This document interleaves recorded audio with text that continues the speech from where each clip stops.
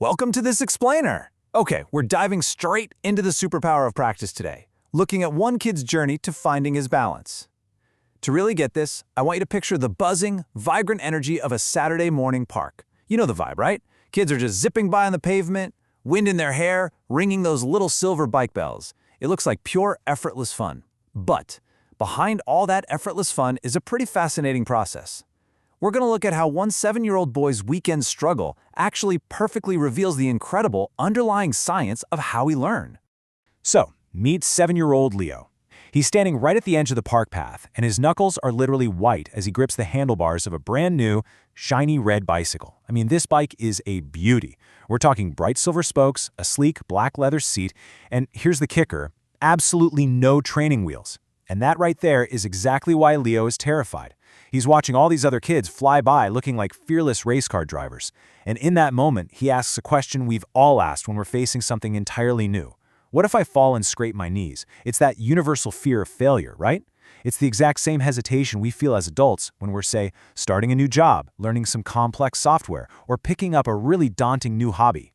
Well, let's dive into this because this is exactly where his older sister, Maya, rolls onto the scene and completely shatters a common myth. She skids up to him, making that sharp shh sound with her tires, and she explains that riding a bike isn't some sort of innate magic. It's not something you're just born with or you aren't. Instead, it relies on a highly underrated cognitive tool, and that is patience. Now, Leo initially thinks patience just means standing completely still and doing nothing, kind of like waiting in a long line. But Maya redefines it for him, and honestly for all of us. Patience actually means giving yourself the time to practice and make mistakes without giving up. So, armed with this totally new definition, Leo takes a deep breath, puts his feet on the pedals, and he pushes off. But of course, reality hits. Wobble, lean, crash. Yep, Leo goes down right into the soft green grass, and his beautiful new bike tips over right beside him. You can practically feel his reaction here. His face turns bright red with this hot wave of frustration. He grabs the handlebars, kicks the grass, and loudly declares that he is terrible at this and just wants to go home and play video games. And honestly, it's the exact same urge we get to just endlessly scroll on our phones when a project at work gets a little too hard. We've all hit that wall of frustration for sure. But here's the crucial point. It's all about how we respond to that crash. Maya crouches down next to him and asks a question that actually kind of stops you in your tracks. She asks, how many times do you think a baby falls down before they finally learn how to walk? The answer is literally in the thousands. A baby falls thousands of times. They fall, they sit up, they might cry for a split second, but then they try again. Why? Because their brain and their muscles are actively learning how to balance. Now, think about the stark contrast in mindsets here. Maya helps Leo realize a fundamental truth about learning.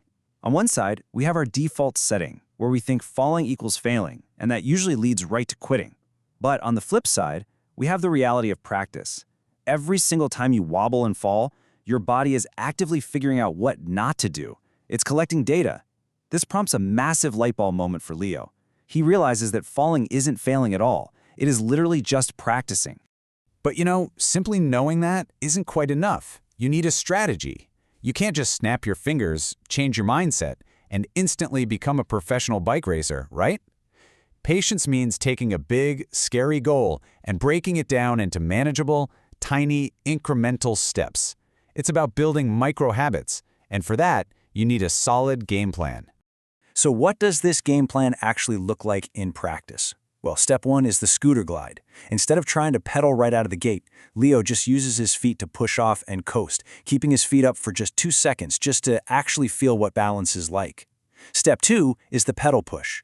Maya safely holds the back of his seat while Leo practices finding the pedals with his feet without looking down. That builds up vital muscle memory. And then step three, and this one is absolutely crucial, is the brain break. Whenever his legs felt tired or his brain felt frustrated, he didn't quit forever. He just parked the bike, drank some cold water, and counted to 10. So Leo spends the entire afternoon executing this plan, wobbling, laughing, taking breaks, and trying again. And an hour later, just as the sun is starting to paint the sky orange and purple, we get the big victory. He asks Maya to let go of the seat. He takes a really deep breath, pushes down hard on the pedal, and when that familiar wobble happens, he corrects it. He looks straight ahead down the path, turns the handlebar slightly and pedals. 1 rotation, 2 rotations, 3. The wind is rushing past his ears, and he is rolling smoothly down the pavement with just a massive grin on his face. It's such an amazing moment of triumph. But we have to ask the deeper question here. Why did Leo actually succeed? What is happening under the hood? Well, let's look at the brain science for a second. Because Leo's patience didn't just help him ride a bicycle. That entire process of practicing, failing, and trying again actually literally changed the physical structure of his brain. Here are the incredible mechanics of how that works. We're talking about neuroplasticity and a process called myelination. When you practice something completely new, your brain is actively building internal superhighways. It's sending these tiny electrical signals down neural pathways to strengthen those connections. And the best part? This isn't just about bicycles. This exact same biological mechanism applies whether you're trying to balance on two wheels, or attempting to master long division, or learning to play the piano, or even just trying to draw a realistic hand. The underlying science is exactly the same. I want you to think of your brain pathways kind of like the terrain you're navigating. The very first time you try a new skill, that neural pathway is like a bumpy, completely overgrown dirt path full of rocks. It is incredibly hard to walk through. And that's exactly why your first attempt at anything feels so clumsy and frustrating. But here's where patience really works its magic. Every single time you practice with patience, you clear away one of those rocks. You do it over and over again, and eventually, that frustrating, bumpy dirt path turns into a smooth, beautifully paved highway. And suddenly you can perform the skill effortlessly, without even having to consciously think about it. So, what does this mean for you? I really want you to think about your own real-life patience challenge right now. The next time you're facing something that's just really tough, whether you're trying to master complex new software at work, or learning a tricky instrument, or tackling a really difficult math puzzle, whatever your specific hurdle is, I want you to remember Leo on his shiny red bike at the edge of the park. When you inevitably hit that wall of frustration, just take a deep breath. Accept that the mistakes you're making are not failures. They really aren't. They are simply biological proof that you are learning and that your brain is actively clearing those rocks out of the way. And when you feel like throwing in the towel and quitting, anchor yourself with this cognitive reframe. Mistakes help me learn, and with a little practice, I can do hard things. It all comes down to just giving yourself the grace to wobble a bit while your brain builds that highway. So, as we wrap up this explainer today, I'm going to leave you with one final thought. Take a second to really think about it. What bumpy dirt path are you going to start clearing today?